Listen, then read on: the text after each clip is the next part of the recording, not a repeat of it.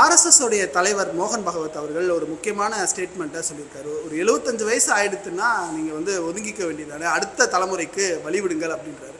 மறைமுகமாக திரு மோடி அவர்களே சொல்கிறாரா? ஏன்னா 3வது தடவை பிரைம் மினிஸ்டராக இருக்காரு, இன்னும் ஒரு 4 வருஷம் அவங்களுக்கான டெனவர் இருக்குது. அப்படி இருக்கிற நேரத்தில் இப்போது சொல்ல வேண்டியதுக்கான கட்டாயம் என்னன்னு பார்க்குறீங்க? அவரோட ஸ்டேட்மெண்ட்டை முதல்ல எப்படி பார்க்குறீங்க? ஆர்எஸ்எஸ் பாஜகவை கட்டுப்படுத்துகிறது, வழிநடத்துகிறது என்பதை நாம் அறிவோம். அதனால்தான் பாஜகவை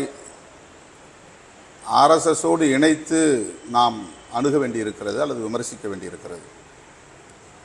இது பற்றி ஏற்கனவே பல முறை சொல்லியிருக்கிறோம். ஆர்எஸ்எஸ் பாஜகவை கட்டுப்படுத்துகிறது.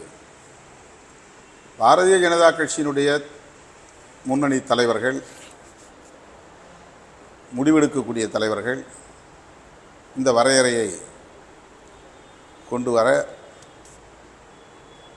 அதற்கான அரசமைப்பு சட்டத்தில் இடம் இருக்க வேண்டும். பாரதிய ஜனதா கட்சியினுடைய அரசமைப்பு சட்டத்தில் அது இடம்பெற்றிருக்க வேண்டும். அப்போதுதான் அந்த நிலைப்பாட்டை முன்னணி தலைவர்களால் எடுக்க முடியும். ஆனால் ஆர்எஸ்எஸ் தலைவர் மோகன் பகவத் அவர்கள் இப்படி ஒரு வரையறையை வாய்மொழியாக சொல்லுகிறார் என்றால் அந்த அதிகாரம் அவருக்கு எங்கிருந்து வந்தது? ஆர்எஸ்எஸ் தந்த அதிகாரமா அல்லது பிஜேபி தந்த அதிகாரமா?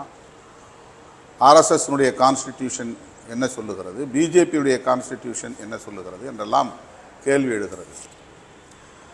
மோடி அவர்களுக்கு எதிராக மோகன் பகவத் பேசுகிறார் என்பதை விட பிஜேபியை கட்டுப்படுத்துவதற்கு பிஜேபியுடைய அரசமைப்பு சட்டம் ஆர்எஸ்எஸ்க்கு அதிகாரத்தை தந்திருக்கிறதா என்ற கேள்வியை எழுப்ப வேண்டியிருக்கிறது. ஏனென்றால் பிஜேபி என்பது தேர்தல் ஆணையத்தால் அங்கீகரிக்கப்பட்ட கட்சி, தேர்தல் ஆணையத்தில் பதிவு செய்யப்பட்ட கட்சி. தேர்தல் ஆணையத்தில் பதிவு செய்யப்பட்ட பாரதிய ஜனதா கட்சிக்கு அரசமைப்பு சட்டம், அதனுடைய பைலாஸ் இருக்கிறது.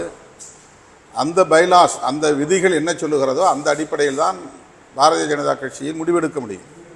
ஆனால் பாரதிய ஜனதாவுக்கு தொடர்பில்லாத ஒரு தலைவர், ஆர்எஸ்எஸ் தலைவர், எந்த அதிகாரத்தின் அடிப்படையில் இந்த கோரிக்கையை முன்வைக்கிறார் அல்லது ஆலோசனையை தருகிறார்? இது விவாதிக்கப்பட வேண்டிய ஒன்று.